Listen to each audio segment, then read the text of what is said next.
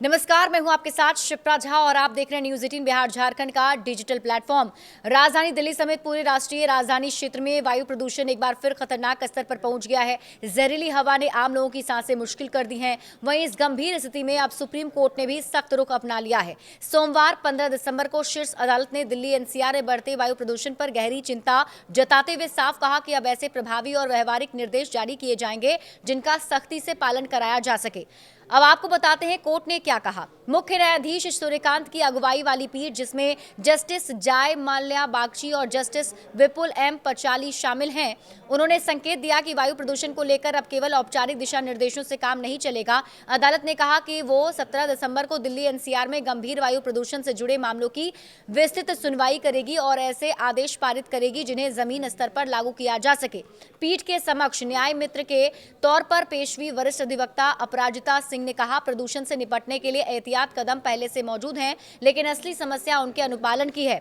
उन्होंने कहा कि जब तक सुप्रीम कोर्ट सख्त आदेश नहीं देता तब तक संबंधित प्राधिकरण पहले से तय प्रोटोकॉल का सही तरीके से पालन नहीं करते। सुनवाई के दौरान एक अन्य वकील ने बच्चों के स्वास्थ्य से जुड़ी याचिका का हवाला देते हुए बताया कि पुराने आदेशों के बावजूद कई स्कूल में खेल गतिविधियां जारी है।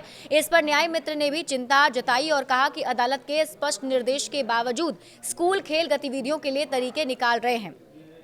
उन्होंने यह भी कहा कि वायु प्रदूषण गुणवत्ता प्रबंधन आयोग बार बार अदालत के पुराने आदेशों का ही हवाला दे रहा है, लेकिन जमीनी हालात में कोई ठोस बदलाव नहीं दिख रहा। इस पर मुख्य न्यायाधीश सूर्यकांत ने कहा, हम समस्या को जानते हैं और ऐसे आदेश पारित करेंगे जिनका पालन कराया जा सके। कुछ निर्देश ऐसे होते हैं जिन्हें बलपूर्वक लागू किया जा सकता है। इन शहरी महानगरों में लोगों को अपनी जीवन शैली, लेकिन सबसे ज्यादा असर गरीबों पर पड़ता है। न्याय मित्र अपराजिता सिंह ने अदालत के सामने ये भी रेखांकित किया कि वायु प्रदूषण का सबसे ज्यादा असर गरीब और दिहाड़ी मजदूरों पर पड़ता है, जो खुले में काम करने को मजबूर हैं। इस पर सीजेआई ने सहमति जताते हुए कहा, नीति बनाते समय समाज के कमजोर वर्गों को केंद्र में रखना जरूरी है, क्योंकि वही इस प्रदूषण की सबसे भारी कीमत चुकाते हैं। गौरतलब है कि इससे पहले कि सुप्रीम कोर्ट में सुनवाई, एक अन्य पीठ ने कहा था कि वायु प्रदूषण को सिर्फ सर्दियों में सूचीबद्ध होने वाले सामान्य मामले के रूप में नहीं देखा जा सकता। अदालत ने स्पष्ट किया था कि इस समस्या का अस्थायी समाधान खोजने के लिए महीने में कम से कम 2 बार इस पर सुनवाई की जाएगी, ताकि हालात पर लगातार नजर रखी जा सके।